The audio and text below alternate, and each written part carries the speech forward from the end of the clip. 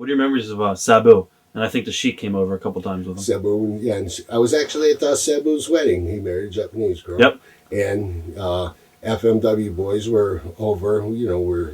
Shane Douglas was there, Sabu, Tommy Dreamer. Her name's Mino, I think, right? Mimo? She's a photographer now. I see her at all the shows. So. Is she? Yeah, she's awesome. I forgot. The Dudleys were there. Right. Bubba and Devon. So we had, it was great having them there. And Sabu was there. It was pretty funny because we were in Korakuen Hall one time. Not one time, but we were there that evening. And me and him were tag teaming against, Japanese tag team champs at the time. Sabu and everybody, new champions tonight. Right. So we're doing this thing, and Sabu comes flying over the corner.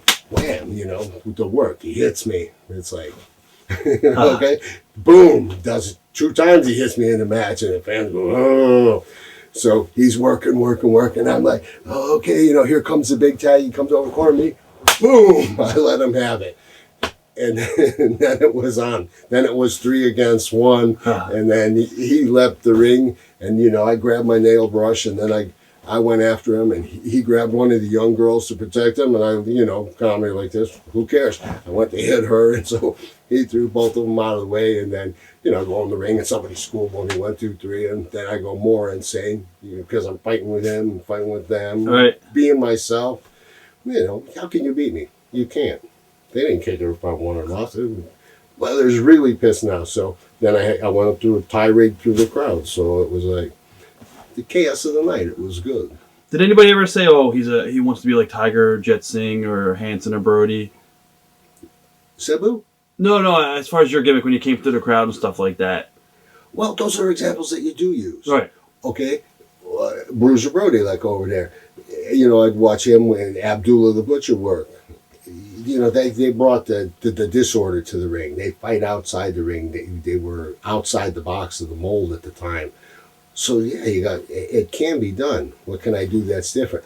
Or right, Tiger, you have his sword and just do something. What did he do one time? He hit a girl or something. One of the ring girls or something, and then Anita came and was crying over how could he hurt this poor innocent girl? Right. He's got to regain the honor, and that meant big thing, big angle, and it worked like that. Was he harder to work with, Tiger? Never worked with him. Okay. He was gone by the time that I was there. But it's as you said earlier, are you compared to Slaughter? Right? You're following his footsteps. What are you going to do that's different? Right. Every heel. What are you going to do that's different from the other heel? With the mask on, I was different in that sense. Style-wise and brutality-wise, I was different in the sense. A lot of things I would like. Brody used to, when he's coming out and making all this noise. So you feel like, you're yelling, over-exaggerate when I walk with the big steps and just, the movements, your characterizations. You do take things and you steal things from people, sure. How did you wind up working for Victor Kirchner? Because I know he left FMW after a while, and he started up his own company over there, IWA. How did that come about? Well, that was before I went to the FMW. Victor did call me. Right. My year was up, for band. And he had another guy that was doing, Ricky Peterson, who was doing the Leatherface gimmick. Because the character was overstrong, they wanted to keep it going. They handed the ball to him. I always considered myself, the original. Right. Okay. So everyone, you tag team with him. I didn't have any bad feelings towards him. I like him. He's a hell of a nice guy. He still is. So he calls me over for that. It was only a 10-day tour. Dick Slater was on, not Dick Slater, but Dick Murdoch was on the tour. The 2 Leatherfaces were there. The Headhunters were there. Cheo was there. A lot of the Spanish wrestlers. Right. He's from Puerto Rico. Used to come over there. And Victor, I always called Victor an opportunist pirate. Huh. If there was a way to make money, definitely he plundered. Right. And he was good at it. He'd hustle. He'd good. He had things made in Mexico. I used to bring duffel bags full of stuff for Victor. It'd be masks. It would be clothes. It would be gym wear. He was smart, man. He liked to make money. Always got along with Victor very well. And Victor always took good care of me. So he calls me up and said, Mike, come on over. Will you do this for us? I'm over here. IWA Wing had folded by that time, and he was starting that up with a Japanese co-owner too. So comes the last night of the tour. We got a good show. I'm in a barbed wire death match, the two Leatherfaces against Nakamaki. Nakamaki? Nakamaki and Ono? I think so, yeah. Nakamaki and Ono. Yeah. Okay, I have been out of Japan for a year, and they asked me to do a job, and I looked at them and said, what are you, insane? I said, you putting me in a death match, the two Leatherfaces against, there's barbed wires and nails, and, it was just... And I said, I ain't doing no job. Outright refused. So the Japanese owner, pissed, big time. Well, get as mad as he wants. I'm not doing it. So I worked too hard with this character to come back in this match, and my first death match back to lose. I looked at it as a business decision, not an ego decision. Ricky said he'll do it, and I said, well, you might want to do it, but I'm not doing it. So that was like something hell match.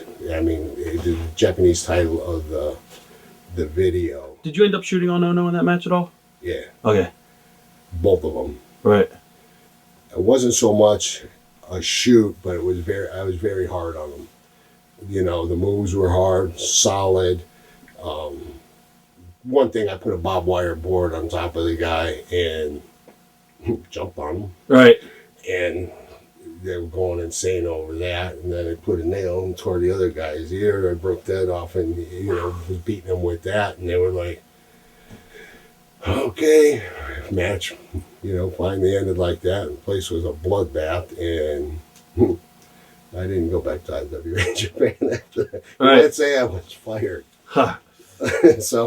But Victor stayed with IWA, and then I went to FMW, and then he decided that he was coming to FMW, and our friendship and business, even my manager, like when he was there. Right. It was no hard feelings. It was like, well, you took it too far this time in there. It's like, the owner pissed off, man. It's like, well, hey, I was just talking my character. I say, that's Leather. That Leather does that kind of shit. What are your memories of Hayabusa? Wonderful. Good worker. Worked very hard, He was bringing the lucha libre, the Japanese style, the high flying, his moonsaults and the way he could move. Very exciting. The fans loved him, and when you worked with him, you had that talent. The kid could really wrestle and excite you, and it was just horrible that a move that he had done 1,000 times paralyzed him. Right. But as far as work ethic and working with him and the company, it was outstanding to have him up as one of the top guys there. What about Gato and Jado? Jado and Gato? Jado and Gato, yeah. Cool. I wrestled them a ton of times. Fun to work with. They both understood American style and Japanese style. Right. So we would mix it up and, we'd throw a little comedy in there. We'd throw some good high spots in there. Professional, nice guys, could always count on them, worked hard. You can't say nothing bad about those two.